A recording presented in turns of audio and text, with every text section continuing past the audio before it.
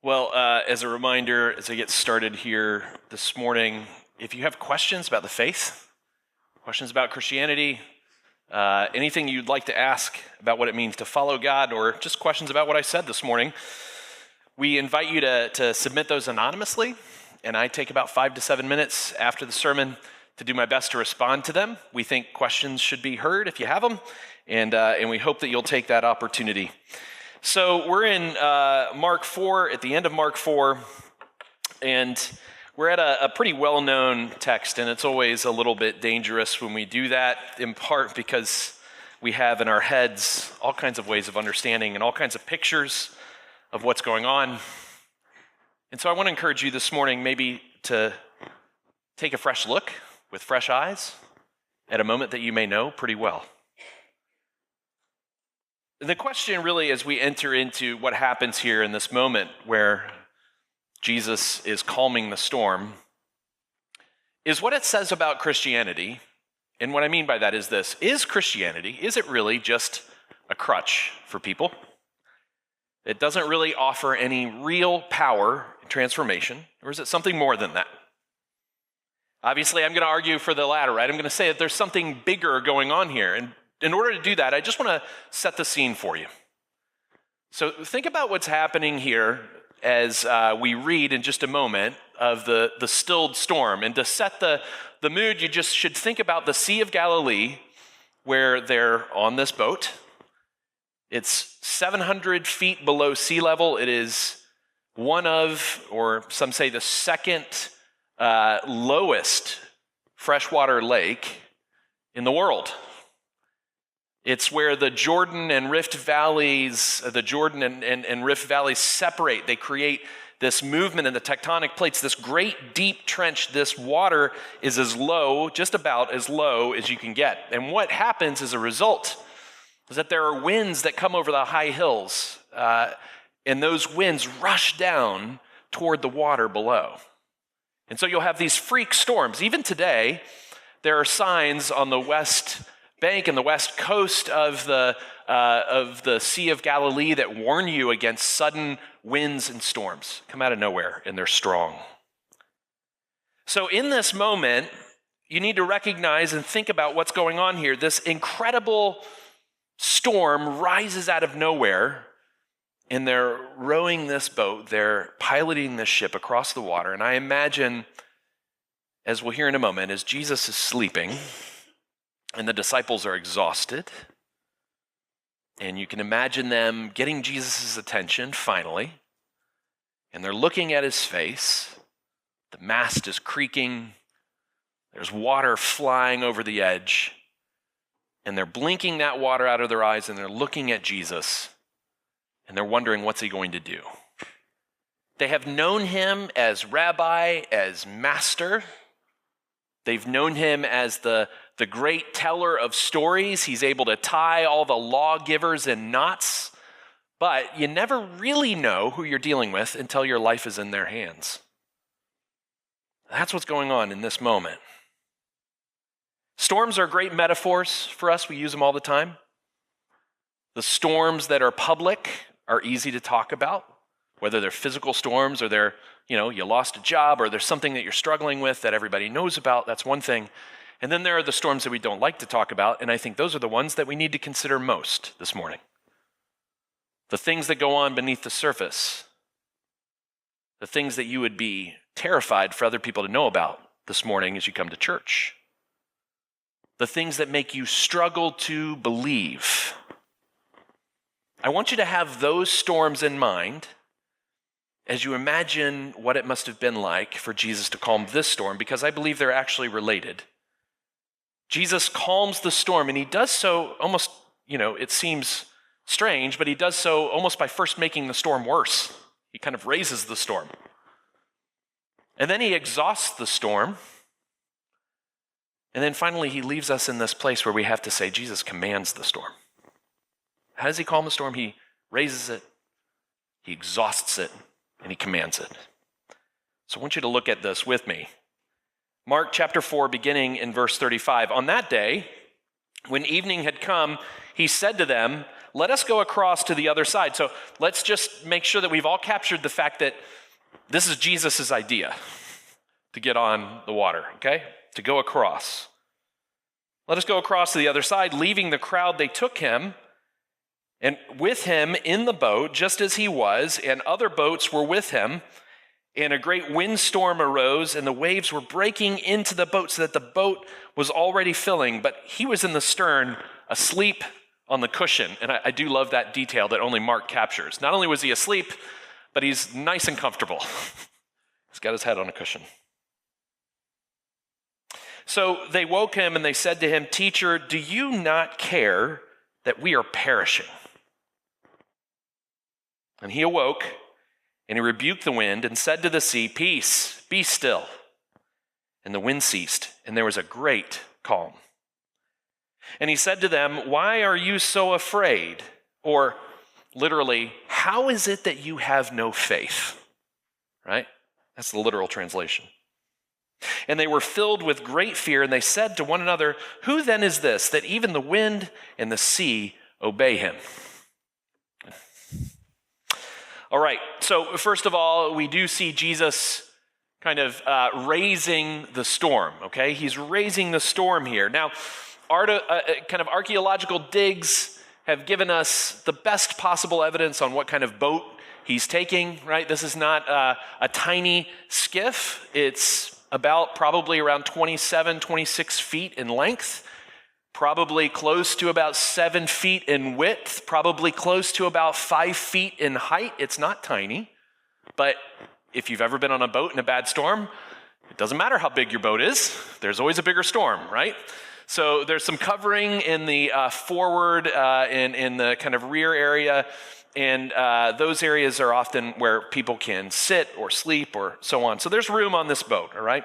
I know that when I first was following Jesus and reading the Bible, I imagined it like a little kind of rowboat, you know, that you're taking across, and you're like, how could Jesus sleep like right there, you know? But that's not really what's going on. So not only do you have these masts, but you also have 4 people rowing on these boats. So they're on their way across. And one thing you need to understand is that traveling on the water had it had kind of dangerous undertones in the ancient Near East.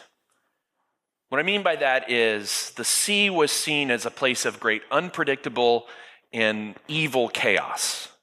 Things could happen beneath the surface that you couldn't control. There was a kind of fearsomeness to it. And look, before we get smug about that, how could they be so superstitious about the waters? You know, let's recognize the fact that the waters are dangerous to us right now, today, you know? I mean, if you were at the bottom of the ocean floor in the deepest part of the ocean, the pressure there is 1,000 times what you experience at sea level. It's dangerous. It's fearsome. We've explored more, as you've heard, probably the surface of the moon than we have the surface of the ocean floor. It's unknown. So there was a sense of this kind of uncontrolled nature to it, and this storm springs up, and the sense would have been, is this supernatural? In my research, some academicians have said, look, it's probably kind of an unusual storm at that time of day. I'm not sure about that, but I do know that the storm was strong enough for it to carry some kind of foreboding, some fearful notes, right? So you're a little bit worried about that. And the question is, what do you do with the fact that Jesus himself, it's his idea, and he's the one who's asleep? What do we do about that? And how do we navigate the storms when it feels like Jesus is not there?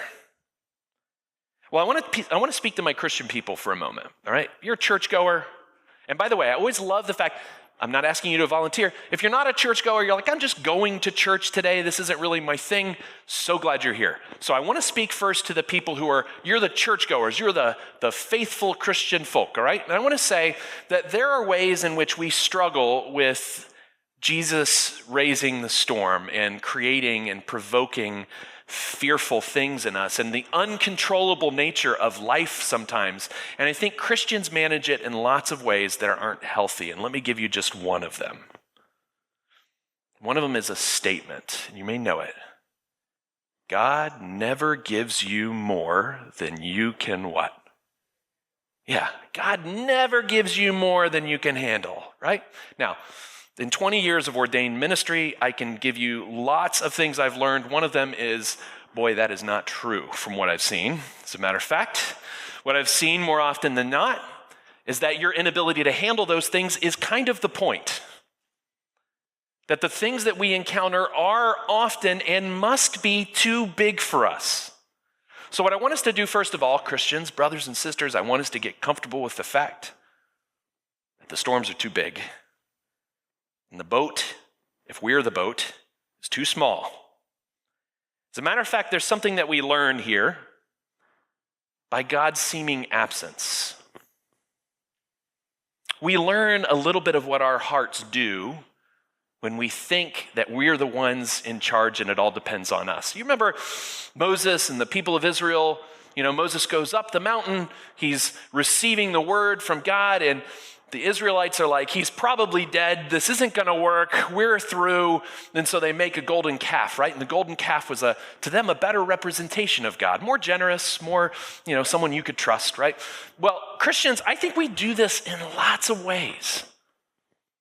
I think we often adjust our circumstances so that the world seems more manageable to us. I think sometimes we tell untruths as ways to escape difficult situations. The storm's too hard. Change the story. I think sometimes we minimize our sin. We downplay it because if we need Jesus less, we're more comfortable. I don't have a problem loving, my own glory or being self-centered. I just have an anger problem, right? Boy, it always sounds so much better to have an anger problem and not a love of your own glory problem, right? It always sounds better to have an anxiety issue rather than a I don't really trust God to take care of me issue, right? I think sometimes we do this as Christians. When we face the unmanageable storm, we try to manage it. That's a little bit of a Christian challenge for us this morning. And let me just say this. The disciples are very much like us in that they preferred the kind of God, they wanted to make a graven image of him as the God who would never take them beyond their capacity to handle something, right? So they would exhaust themselves. They preferred that vision of God, the God who would never put them in an unwinnable situation. They preferred that to the God who could manage every unmanageable situation. They preferred the one where they wouldn't be brought out into that difficult space. That's what they preferred. But let me just say this. If it's true that God never gives us more than we can handle, if you're never, ever forced in your circumstance to be in that place where you are desperately without hope, how do you know that God loves the real, desperate you sacrificially?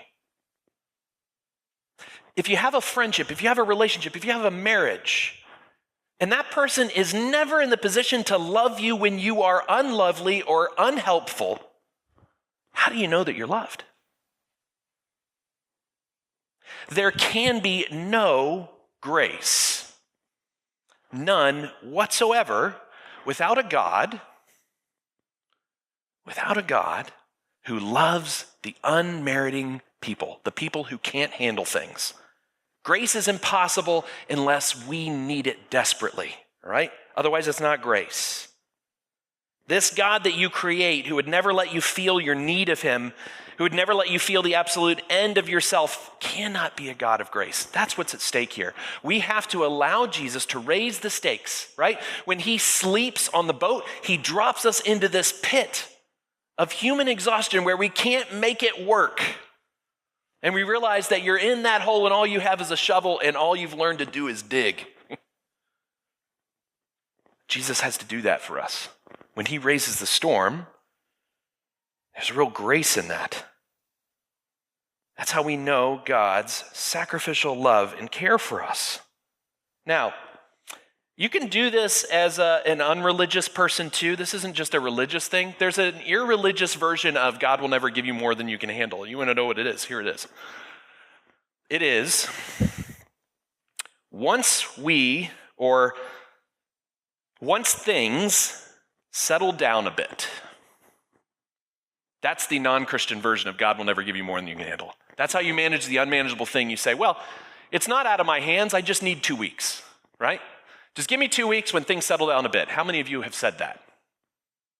Just me and one other person back there and 2 other people. Excellent. The rest of you, just total liars, right? Every single one of you refer to the earlier point about lying, okay? But no, here's the thing. Once things settle down a bit, allows us to frame our lives in such a way that things are not out of our control. We just need to wait for them to die down. I haven't met too many people who live non-busy lives. If you're not religious, you're riding the waves of success, things are working okay for you, then I just want to ask you one question. What does it mean that despite having the things that you want and you've worked for, despite being successful, you still fear losing what you have?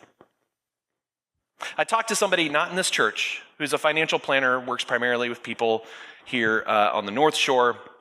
And we were kind of talking about, I just wanted to ask him, what's it like to work with people here? You know, I ask people that a lot who work in different areas. I want to understand the people. And he said, I'll tell you the thing that most people are worried about that I work with. And these are people with generational wealth. He said, the thing they are worried about the most is losing what they have. I thought that was stunning. I talked to somebody else who works in a different area of financial planning. I was just trying to understand. I said, what's the hardest part of your job? He said, the hardest part of my job isn't managing the markets. The hardest part of my job is managing fear. What we learn is that our means, our ways of trying to manage the unmanageable don't work. We're inside our boats, managing the storm outside by bailing the water inside, which might make you more comfortable, but doesn't stop the wind from blowing. I think of Albert Camus. I went to sleep with harlots, he said, and drank for nights on end. I went to bed in bliss, but I awoke with the bitter taste of the mortal state. I chased after everything, and I thought I had it, and then I woke up with a bitter taste. So what is Jesus doing here? The last thing that's said in this section is the disciples. They wake him up. Do you care?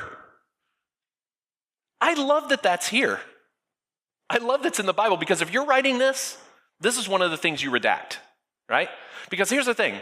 If you were a Greek in the day, you understood the gods as being kind of capricious. They could do anything they wanted, and they often punished people in appropriate ways for making mistakes, right? Somebody doesn't believe in you, you turn them into some really unkind or unlovely creature, right? If someone is arrogant towards you, you humble them in a humiliating way. The Greeks understood the gods as exercising that kind of vengeance. But the Christian God, he receives the disciples saying, don't you even care?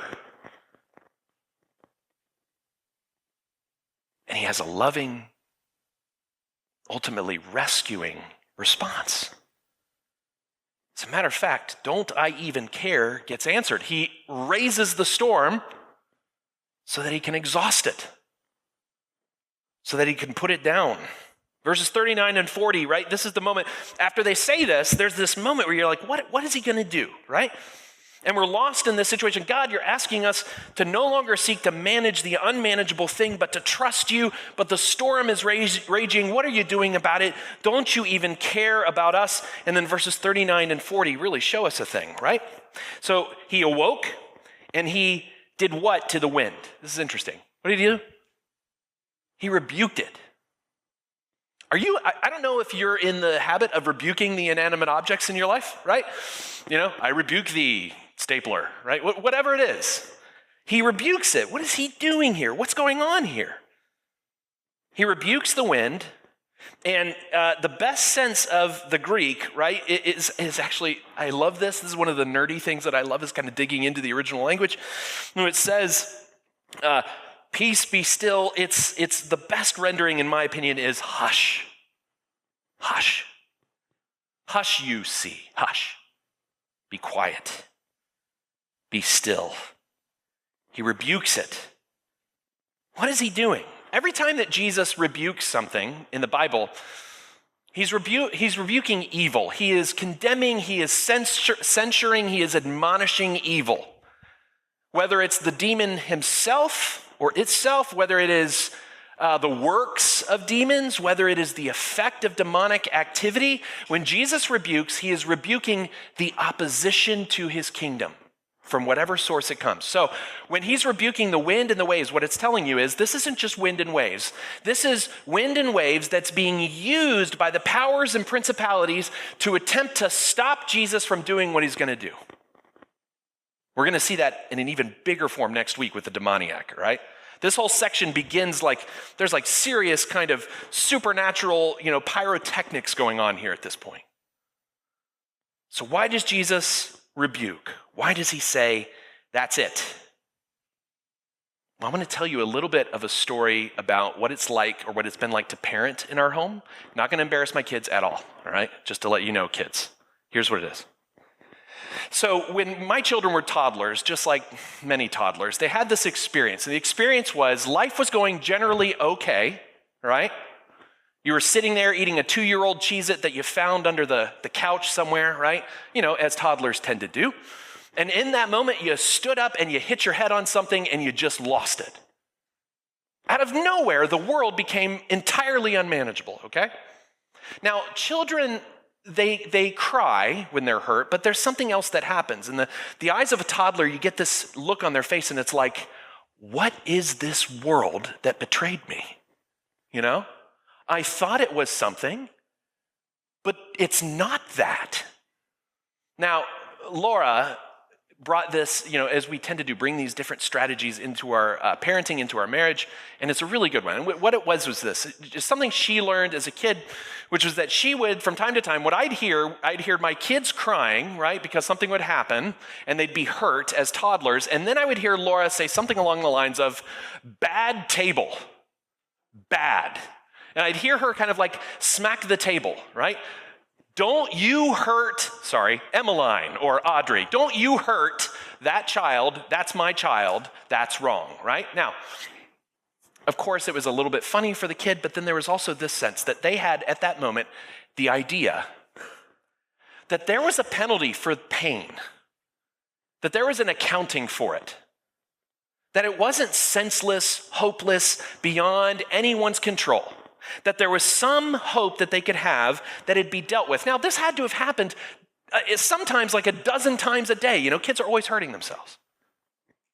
And so they grew up understanding to some degree, look, those things which hurt you, those things which exercise their evil against you need to be punished. They learned, on one side, they learned that the world doesn't need to be invited to hurt you. It will. But they also learned that there is some payment for it. Something's going to happen as a result. Now that's a big bet that we made with our kids.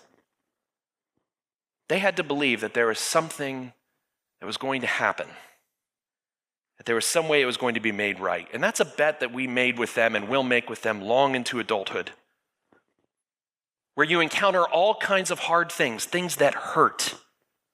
Your own sin, and the sin against you. You experience those incredible instances of pain, the long unhappy marriages or relationships, the chronic pain, the tumor, the cancer, the misordered sexuality, all the things that break you, that hurt you. And all the time you're making the bet, and that bet is that somewhere there's an accounting for all of this. That's your hope. Now, unfortunately, sometimes we treat that like in the Christian church, sometimes we wave a wand, it's going to be fine, no big deal. Everything's fine, God knows what he's doing, no big deal.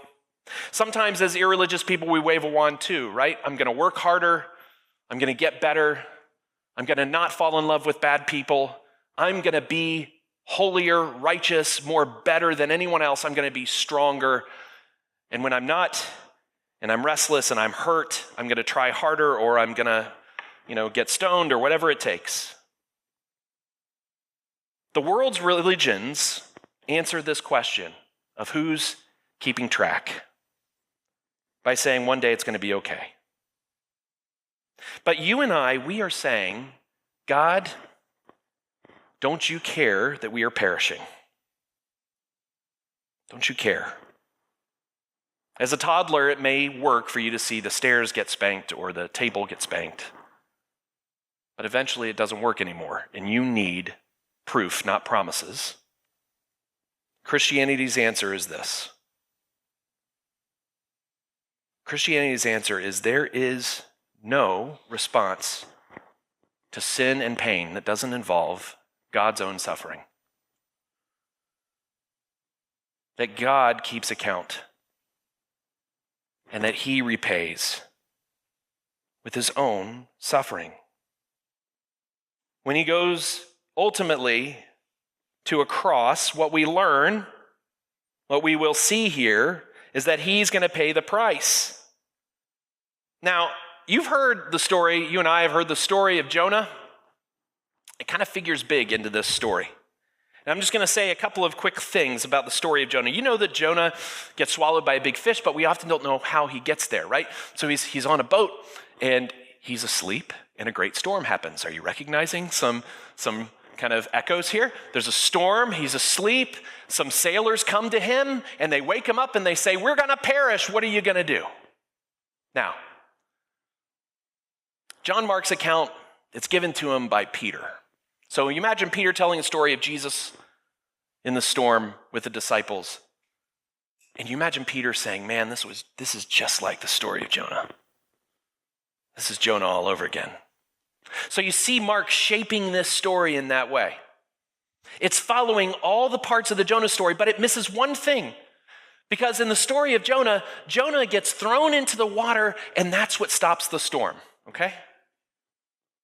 In Mark's account, Jesus just says, stop, be still, that's it, and the waves stop. Why? Because Jesus rebukes this hope that the evil powers will have that Jesus will never make it to the cross.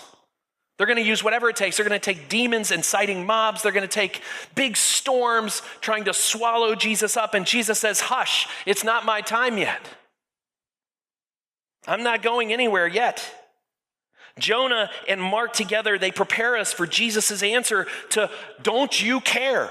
And the answer to that is, yes. At some point, what's going to happen is that Jesus himself is going to be cast into a great sea, but it's not going to be the Sea of Galilee.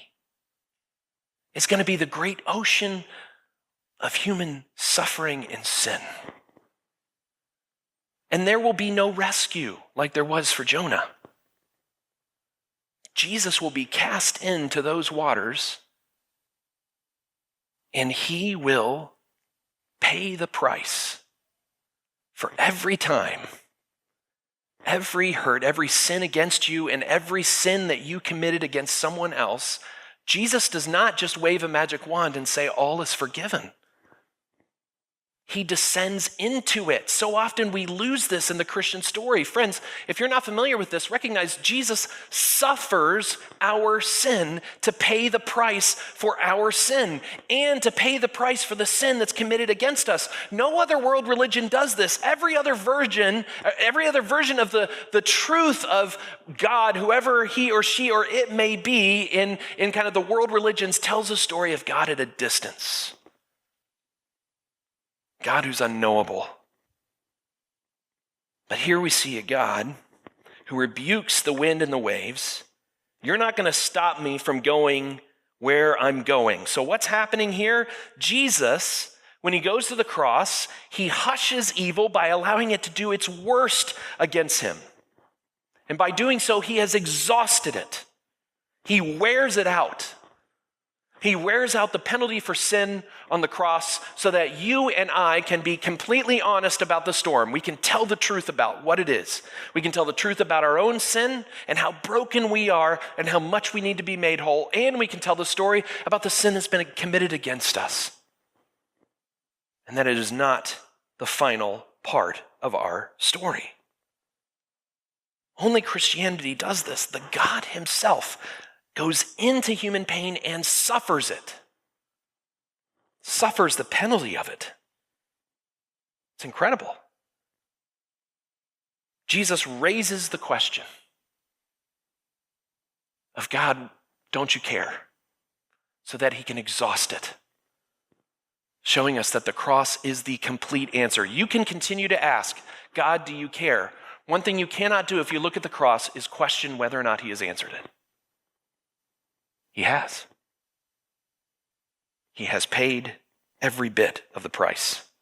Jesus, he raises and exhausts the storm. And so what happens as a result in 40 and 41 is this moment of just what is going on in the disciples, right? Jesus, he commands now the storm. In verses 40 and 41, he says, hey, where's your faith, right? How do you not have any? And they're filled with great fear, and they say, who is this then that commands? Who is this then that even the wind and the waves obey him? Now, what would have been the faithful response? I think it's good to ask this. What was Jesus looking for? I think it's easy for us sometimes to think that what Jesus was looking for was for the disciples to never doubt at all and just stay in the storm and say, at some point he's going to wake up and stop the storm, right? You know, that's that kind of point in the column of people who say, just ignore your suffering. It's far more Eastern in view than Christian in view. Just ignore it. Never, ever in the Bible are people called faithless for calling on Jesus. It wasn't that they called on Jesus. Hear me. In your storm, it's not faithless to call on Jesus. The faithlessness comes in the fact that they waited until the point of human exhaustion to do it. Until there was no other option. Which means, friends, we are invited to call on Jesus. And you know what they could have done is come to Jesus instead of with a question, don't you even care, a statement. And here would have been the statement. Rabbi, Rabbi. We can't still the storm, but you can. That's faith. And you know what? Those words are often the hardest to leave our throats. Because when we admit that we are out of options, but that Jesus is full of resources, it tenderizes our hearts. It proclaims our weaknesses. We don't like to let go of those words. Not me, but thee. Not me, Jesus, but you. You. You're the one in the storm. So what happens here? When Jesus commands the storm, when he is showing that he is in control of it, you could take that, remember that phrase, God never gives you more than you can handle, and somebody in our sermon prep team reminded us of maybe another way to say it, which is, God never gives us more than he can handle. Not bad. I'll ride with that. I'll ride with that. God never gives us more than he can handle. The storm rages. Your and my storms, until Jesus returns or until we're in his presence, they're going to keep happening. But there is a storm within the storm that's already been stilled. The storm within the storm is, don't you care in the middle of my storm? Yes, he does. He's exhausted that question on the cross. So let's go to work here for a second. And I'm going to say that if we understand the storm this way and Jesus' response of exhausting that storm, that internal storm, by his suffering of sin, then one thing that we get to do is we get to tell the story of Jesus in a new way.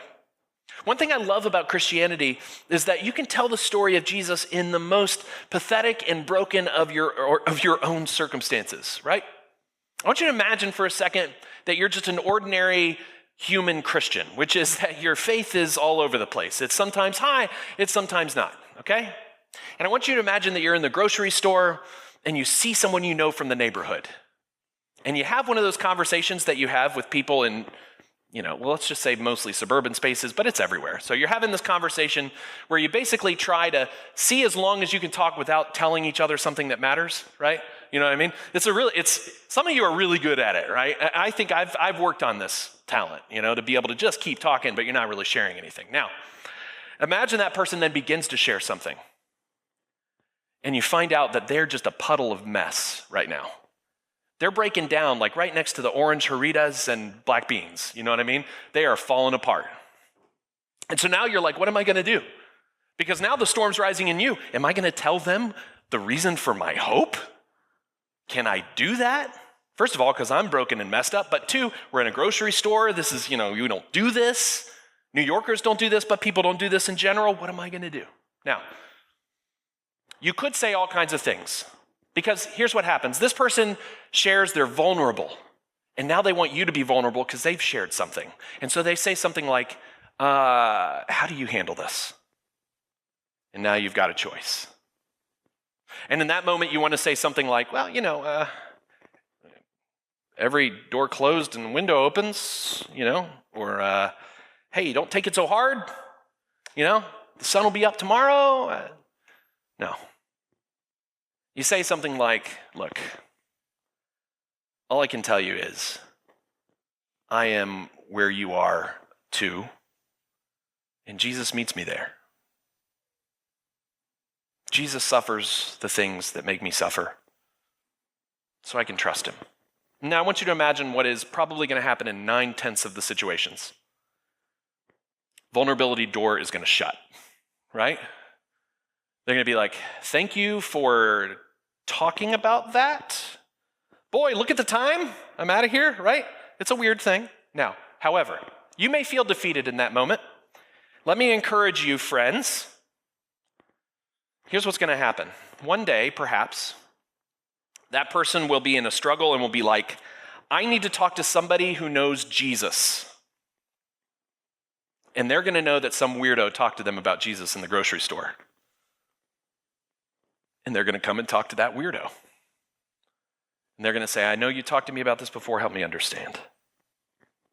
Your struggles, your story of brokenness, your story of broken faith, that exhausted faith is a gift. And God may very well use it in someone's life, and I want to encourage you to be ready to express it. And here's the other application as we get close to ending. I want you to hear this. If you are in the storm right now in particular ways, you see it, you're at the end of your resources, nothing's working, that may be God's appointed means today of helping you see how very much he loves you beyond your capacity. You may need to wrestle with that. You may need to see your busyness and your brokenness as God's appointed means for showing you your limits so that you can trust him and know him. I want to encourage you to pray about that. I want to encourage you to maybe think through that a little bit. Psalm 107 is where we're going to end. I'm not going to read it for you, but I'm going to encourage you to read it. Here's what it says, essentially, that we were staggering like drunks, like sailors, and you rescued us. One thing I love about Christianity, some of its best hymnody is borrowed from bars and ships at sea. They've taken the tunes of those hymns that people would sing when they're drinking, sing when they're sad, sing when they're terrified, and they became songs of faith. Christianity is such that you can borrow that tune of any place at any time and connect it to the hope of the God who went into the depths for you. He stilled the storm